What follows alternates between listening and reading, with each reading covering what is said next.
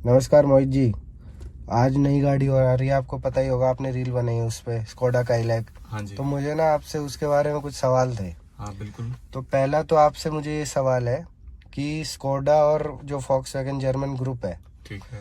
उन्हें ऐसी क्या ज़रूरत पड़ गई कि उन्हें सब 4 मीटर गाड़ी बनानी पड़ रही है इंडिया में अब।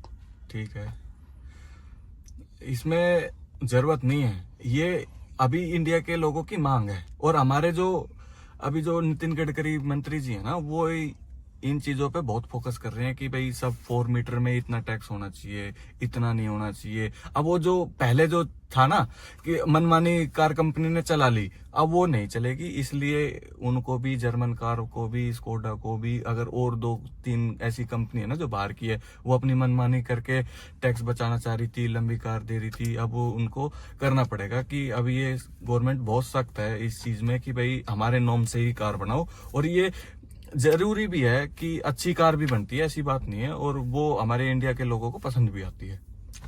तो जैसा कि आपको पता होगा, जो ये गाड़ी है इसका नाम भी संस्कृत में इन्होंने बनाया है। ये तो और ज्यादा बढ़िया है कि हमारे जो अभी जो ट्रेंड चल रहा है कि भाई अपना जो है, मतलब कि जो इंडिया का कल्चर है, वो अगर जर्मन कंपनी अपना रही है तो इसमें दिक्कत क्या है? इसमें तो बहुत बढ़िया है, ये तो संस्कृत का वर्ड है, काइलैक्स।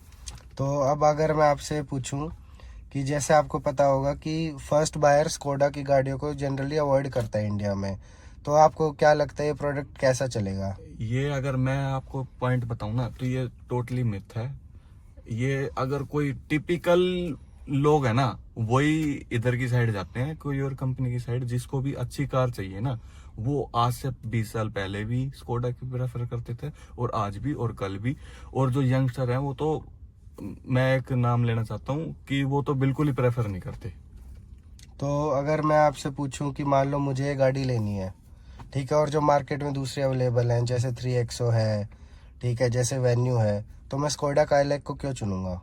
देखो, गाड़ियां बहुत हैं और इस प्राइस में भी बहुत हैं, लेकिन जो जिसको है ना एप्पल चाहिए ना, वो उसको एप्पल ही चाहिए। और एप्पल का कंपटीशन सैमसंग से कभी है ही नहीं, वो इनको पता है। और जो स्कोडा लेगा ना, उसका कोई कंपटीशन नहीं है, वो कोई कंपटीशन नहीं है। और इन कारों का जो है ना रोड प्रेजेंस है ना, उनका भी कोई वो मुकाबला नहीं है। ये तो सब वो है अफवाह है कि भाई मैं ये कार लूं, या इस बजट में ये भी कार आ रही है, इसका कंपैरिजन बता दो। ऐसा कुछ नहीं होता। ये जिसको कार लेनी होती है, वो आज से 20 साल पहले भी ले रहा है, और आज भी ले रहा है, और कल भी वही लेगा, क्योंकि मुकाबला है ही नहीं इन कारों का। तो आपको इस बात की मतलब खुशी है कि पहली बार कोई फॉरेन ब्रांड इंडिया के हिसाब से गाड़ी बनाने की चाह रहा है, क्योंकि इंडिया की इतनी कद्दावर वो पोजीशन हो चुकी है पूरे वर्ल्ड ये में। तो मेरे को नहीं, पूरे इंडिया वालों को इस पे गर्व होना चाहिए, क्योंकि दूसरे जर्मन कार भी अपने नॉर्म्स पे बना रही है कारें। और चलो। ये जो नॉर्म्स पे इंडिया में बनेंगी ना कारें, ये बाहर भी सेल इसी नॉर्म्स पे होगी।